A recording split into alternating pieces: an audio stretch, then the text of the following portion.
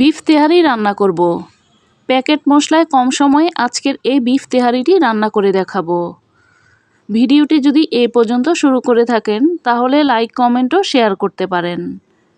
তৈরি করার জন্য আমি প্রথমেই 1.5 কেজি মাংসকে কেটে ধুয়ে পরিষ্কার করে নিয়েছি। আমি মাংসগুলোকে একটু ছোট ছোট করে কেটে নিয়েছি।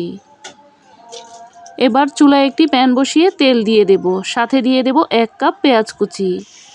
তেল আর পেঁয়াজের পরিমাণটা আমি একটু বেশি করেই দিয়েছি, কারণ আমি এই তেল আর পেঁয়াজেই রান্নাটা শেষ করব। সাথে দিয়ে দেব স্বাদ মতো লবণ। পেঁয়াজটা কিছুটা নরম হয়ে আসলে দিয়ে দেব 1 টেবিল চামচ আদা বাটা, 1 টেবিল চামচ রসুন বাটা। এবার আদা রসুনটাকে একটু তেল আর পেঁয়াজের সাথে ভেজে নিতে হবে।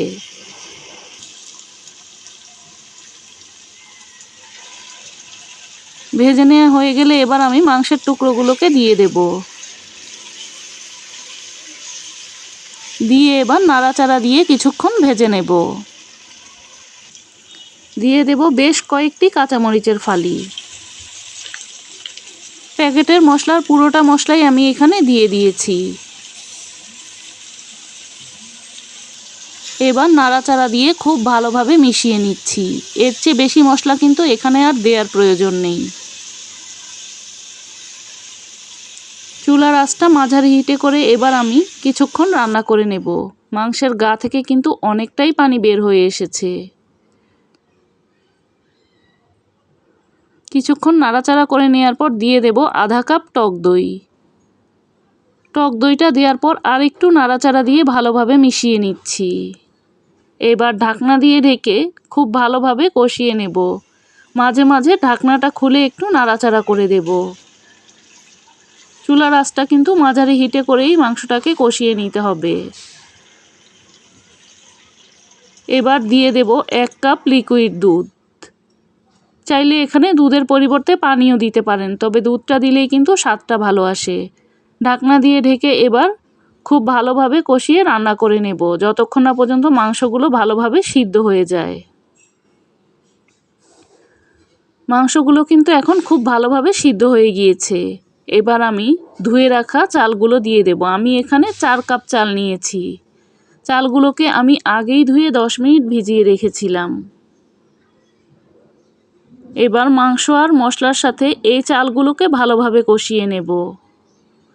মাংস আর মশলার সাথে চালগুলো কষালে কিন্তু খুব ভালোভাবে চালের গায়ে মশলাগুলো ঢুকে। খেতেও কিন্তু ভীষণ মজার হয়। মাংস আর মশলার সাথে এখন চালটাকে নাড়াচাড়া করে খুব ভালোভাবে কষিয়ে নিচ্ছি, যতক্ষণ না পর্যন্ত একটু ভাজা ভাজা হয়। চালটা যখন খুব ভালোভাবে কষিয়ে নেওয়া হয়ে গেছে, এখন দিয়ে দেব ফুটানো পানি। আমি এখানে 4 কাপ চালের জন্য 8 কাপ ফুটানো পানি দিয়েছি। এবার নাড়াচাড়া দিয়ে একটু ভালোভাবে মিশিয়ে নিচ্ছি। দিয়ে দেব কয়েকটি কাঁচামরিচের ফালি। এবার ঢাকনা দিয়ে ঢেকে দিচ্ছি। মাঝে মাঝে কিন্তু ঢাকনাটা খুলে একটু নাড়াচাড়া করে দেব। এখন আমি এখানে ঢাকনাটা খুলে লবণ দিয়ে দিচ্ছি। লবণটা কিন্তু যার যার স্বাদ অনুযায়ী দিবেন।